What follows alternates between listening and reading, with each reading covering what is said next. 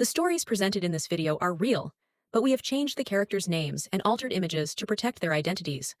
The creator of this video is not an investigative officer. These narratives have been sourced from various internet platforms. Our intent is not to accuse or target anyone in particular. Thank you for understanding.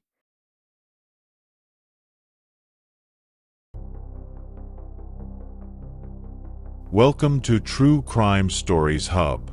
Today we're going to examine yet another terrible situation. In 2012, Shannon Ruchak met Christopher Watts, who would later become her husband. Both were from North Carolina, Chris from Spring Lake and Shannon from Aberdeen. They exchanged vows and were formally married on November 3, 2012. The marriage of Shannon and Chris did not sit well with everyone. The wedding was not attended by Chris's parents, Cindy and Ronnie Watts. Cindy then claimed that she didn't go because she didn't get along with Shannon. Shannon's treatment of her son did not sit well with her. The decision to buy a new house together in the charming town of Frederick, Colorado, 1 year after their wedding, was a big life decision for Shannon and Chris. With this move, they started a new chapter in their lives, starting a journey together in their new house as husband and wife. Shannon and Chris Watts were excited to conceive a family after moving to Colorado. Their daughter, Bella Marie, was born on December 17, 2013, making their dream a reality. Celeste Catherine, often known as Cece, was the couple's second daughter, born on July 17, 2015. At an early age, Shannon received a lupus diagnosis. Numerous bodily parts are impacted by the chronic autoimmune illness lupus. It results from the immune system inadvertently targeting healthy tissues and cells. In lupus, the immune system creates autoantibodies that inadvertently target and kill healthy cells, causing tissue damage and inflammation. Unfortunately, this diagnosis also meant that she might have trouble getting pregnant and having children. Shannon was upset by the news because she had always wanted to have children. But despite everything, Shannon was able to enjoy the amazing joy of motherhood twice. Shannon was a ball of love and compassion, according to everyone who knew her. She exuded brightness and friendliness, making her appear too good to be true. Shannon had a great desire to provide the greatest life possible for herself and her family. Her friendly disposition and lively demeanor enthralled everyone in her vicinity with ease. Shannon would send her friends a passionate text message every morning that said, "Good morning, beautiful." They always felt appreciated and encouraged by this small act. Shannon was an excellent friend, but she was an even greater mother. She had an unfathomable amount of love for her two daughters, Bella and Cece. Being a mother was the most precious thing in the world to Shannon. She was devoted to providing her kids with the best care and support she could. The eldest daughter of Shannon and Chris, Bella, was a loving youngster who enjoyed looking after her younger sister, Cece. Bella showed an instinctive urge to protect her younger sister from an early age. Cece, however, was renowned for having a lively and vivacious personality. Cece was described as a fireball who effortlessly made everyone laugh and smile. Shannon's life was significantly impacted by social networking. She showcased her lively personality and shared videos about her life on social channels.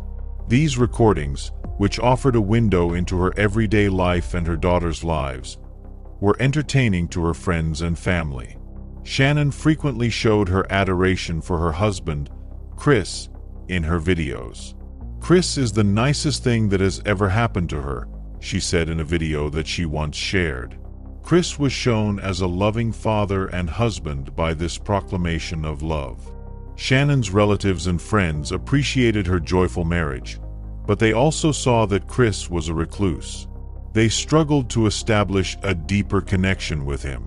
Even though they knew Shannon was totally smitten with Chris, they all agreed to have him around. Chris and Shannon declared bankruptcy in June 2015. A sizable house payment, auto payments, debts, and medical expenses were among the couple's many financial hardships. They had also accrued a significant amount of credit card debt. Chris worked for Anadarko Petroleum at the time of the bankruptcy filing, and Shannon worked at a call center for a children's hospital. By 2016, Shannon had started working as a consultant for Lavelle, an MLM organization. She was responsible for marketing Thrive, a nutritional supplement that came in the form of a patch. Shannon was clearly passionate about her work. According to co-worker Cynthia Durozette, her radiance was felt by everyone who interacted with her. Shannon longed for another pregnancy, but she was happy with her life with her husband and 2 girls. To complete their family, she wished for a boy. Shannon was given a pleasant surprise when she found out she was expecting her 3rd child in the spring of 2018. She was excited and eager to hear the news. Shannon came up with a strategy because she wanted to record her husband's response. On May 28th, she made the decision to inform Chris of the wonderful news in a surprise. Shannon wore a blouse that said, "Whoops. We did it again," a funny parody of Britney Spears' popular song Oops, I Did It Again, while she waited for him to arrive. Chris enters the room in the video, totally unaware of the surprise that awaits him. He didn't seem very pleased, but rather surprised and taken by surprise. Following more testing, Shannon found out she was expecting a son. Both Chris and Shannon were ecstatic. Nico was the name they chose for their little bundle of happiness. Shannon's kids, Bella and Cece, were thrilled to learn that they would soon be big sisters. Shannon went to North Carolina in the summer of 2018 to see her family while she was expecting Nico. Chris, however, chose to remain in Colorado for work. Shannon made the decision to bring her girls, Bella and Cece, to see Chris's parents, Cindy and Ronnie, while she was in North Carolina. Shannon consented to go on the vacation for her girls' sake even though she didn't get along with her in-laws. Cindy made Cece a snack on the day of the visit. Despite Shannon's disclosure to Cindy that Cece had a nut allergy, Cindy, however, gave her granddaughter a peanut-based snack in spite of this information. Shannon was extremely disturbed by this episode because she believed Cindy had endangered Cece's life. Shannon texted Chris to let him know how disappointed and frustrated she was. "You should give your dad a call and let him know that you didn't like your mother endangering your daughter today," she wrote. "She is nefarious and will put your daughter's life in danger to irritate me. If you accept her behavior, you and your father are no different. I'm not insane, and I have nothing wrong with me. I simply adore my children too much." Shannon noticed that Chris's communication with her had changed in an odd way while she was in North Carolina visiting relatives. Shannon was perplexed when Chris stopped answering her calls and messages. Chris said that he had taken on more duties at work because of the advent of new staff members when she asked him about it. But he maintained that there was nothing to be alarmed about. Chris took a plane from Colorado to North Carolina on July 31st to stay with Shannon and their 2 daughters, Bella and Cece, for a week. The whole family was looking forward to his arrival. Bella and Cece hurried over to Chris as soon as he got off the plane, clearly excited. Chris took them in his arms and gave them a firm embrace. But his relationship with Shannon was very different. He acknowledged her by nodding rather than kissing her. Chris's actions shocked Shannon, who was profoundly offended. Unable to control her feelings, she texted a friend to let them know how worried she was becoming. Shannon revealed that she hardly recognized the man she had married, feeling as though Chris had changed in some way. There was a mix of perplexity and sadness in her comments. Shannon told her pal via text that despite being in the same room with her husband, Chris, she would not speak to him. Chris and Shannon spoke via text messages on their phones rather than face-to-face. She even sent her pal a photo of herself and Chris seated on different couches with their faces turned away from one another. Shannon worried that Chris might be seeing someone else in these texts, which startled her buddy. This option was vehemently refuted by the friend. Shannon was comforted that Chris loved her too much to act in this way. Shannon poured her heart out to one friend in a text message. Chris had admitted to her that he no longer thought they were compatible, she disclosed. Shannon, who had always believed that their love was strong, was shocked to learn this. To exacerbate the situation, Chris had expressed to Shannon his hope that he would change his mind about her pregnancy. This turned out not to be the case, though, and Shannon was devastated to learn of it. She had always loved them and thought their love was strong enough to endure. Shannon, who was determined to salvage her family, recommended couples counseling to Chris. She was aware that their relationship was struggling and thought that getting expert advice could help them work through their issues. But Chris firmly declined. Shannon was prepared to compromise and go to any lengths to keep their relationship together. But she soon discovered that Chris didn't want to do the same. Despite her best attempts, Shannon came to the conclusion that Chris was unwilling to compromise on anything. Following their journey to North Carolina, Shannon, Chris, and their girls returned to Colorado and resumed their daily routine. Shannon's visit was short-lived, though, since she soon had to leave for Arizona with another work trip. Shannon's friends observed a change in her behavior while she was in Arizona.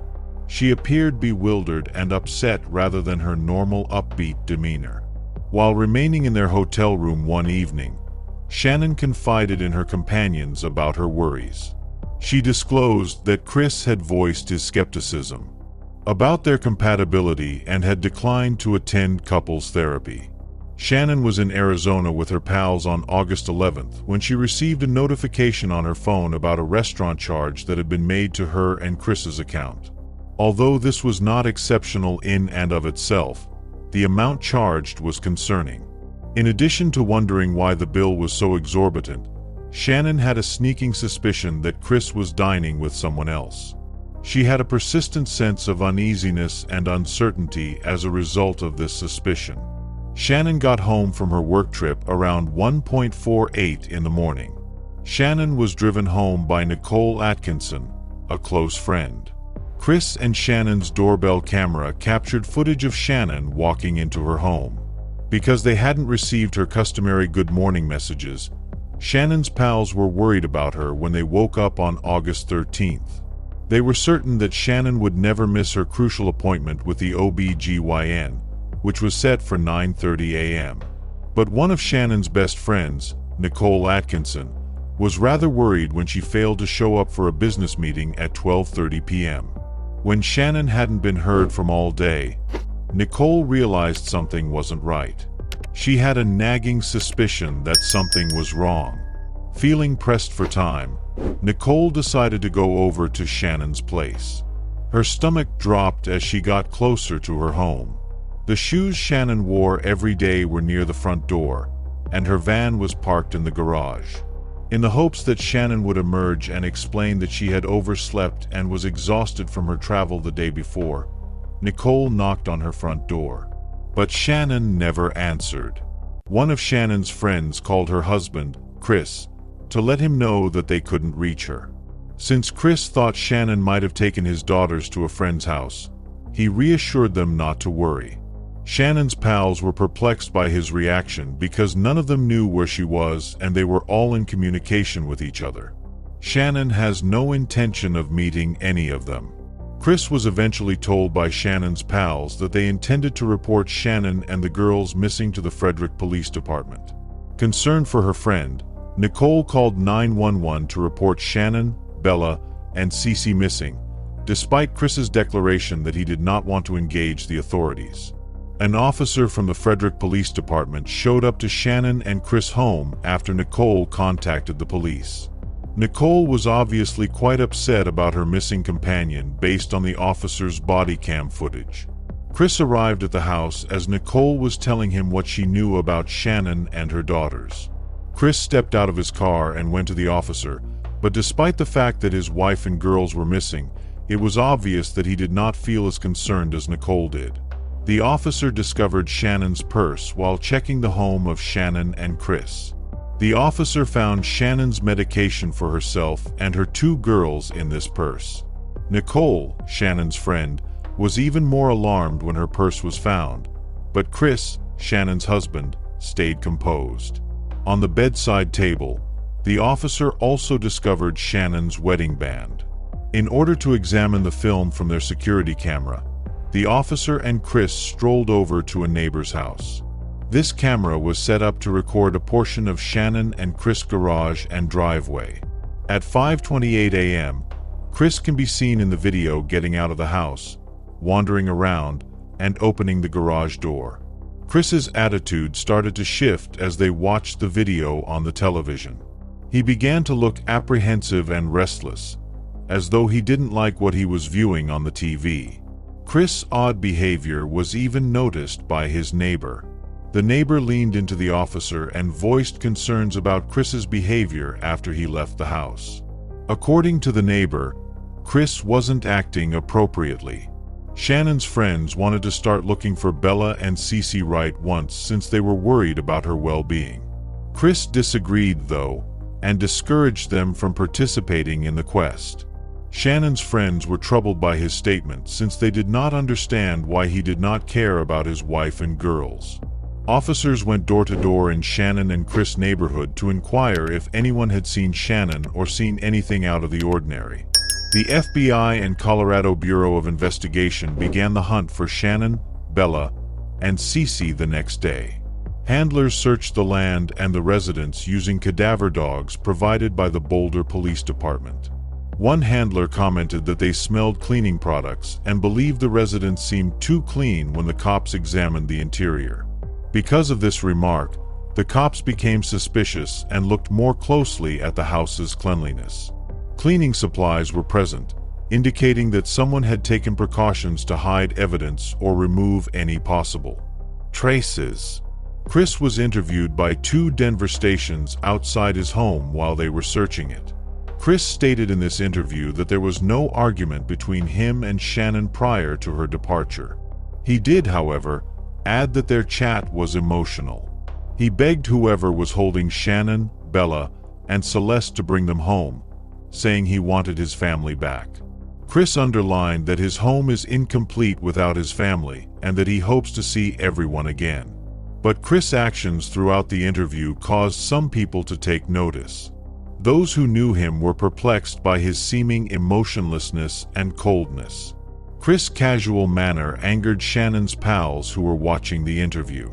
They thought his actions were odd and at odds with his request for his family to come back.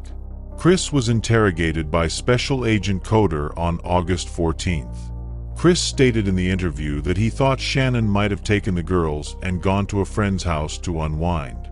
During the interview, the police station received a steady stream of leads about possible sightings of Shannon and the girls. Chris was requested to identify any of the people in the many photos that the police department received as his wife and daughters, who had gone missing. Chris, though, could offer no identity. During the interview, Agent Coder questioned Chris about his marriage to Shannon. In response, Chris said that neither he nor Shannon had ever cheated on each other as far as he was aware. Shannon and I were the kind of people who would confide in each other if we ever felt like straying, he stated. Agent Coder observed Chris's odd behavior during the interview. He noticed that Chris frequently moved his hands toward his neck, which attracted his notice. As his suspicions increased, Agent Coder began to think that the motions might be a sign of something more serious. Agent Coder briefly excused himself during the interview to tell the other investigating officers that he believed Chris may have strangled Shannon. The loved ones who knew Shannon became increasingly anxious and hopeless as more time went by without her and her girls showing up. They frantically held onto the notion that Bella and Cece might still be alive someplace, even though they weren't sure Shannon was safe. Their fear and desperation were only increased by the lack of any news or updates from the authorities. Chris was questioned for 3 hours before being released from the police department. But the cops arranged for him to come back for a polygraph test the next day, August 15th. Chris consented to carry out this request. Chris drove to the Frederick Police Department on August 15th after picking up his father from the airport.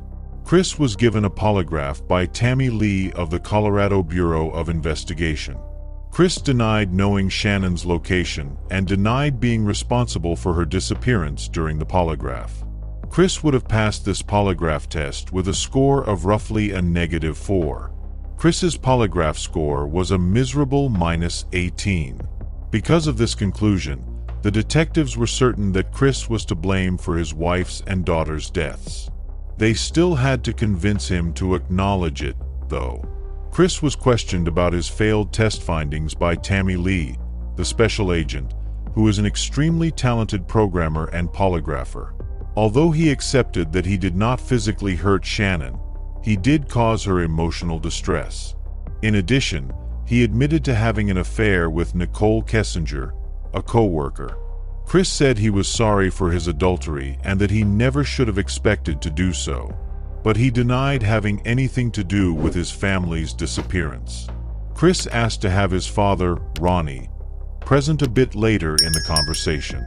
At first, the cops were dubious because they thought that letting Ronnie into the interrogation room may cause Chris to look for legal counsel. Nevertheless, they risked letting it happen in the hopes that Chris would confess. Chris met with his father in the interrogation room and confessed to killing Shannon. But he asserted that he only took action because she had harmed their daughters, Cece and Bella.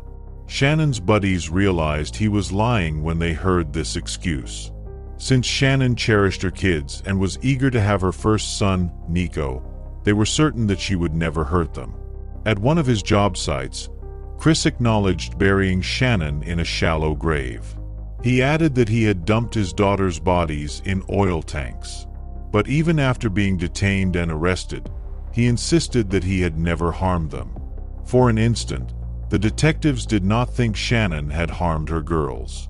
Chris ultimately entered a guilty plea in order to escape punishment of the death penalty. It received a life sentence without the possibility of release. The judge boldly stated the horrible crime that Chris had committed during his sentencing hearing.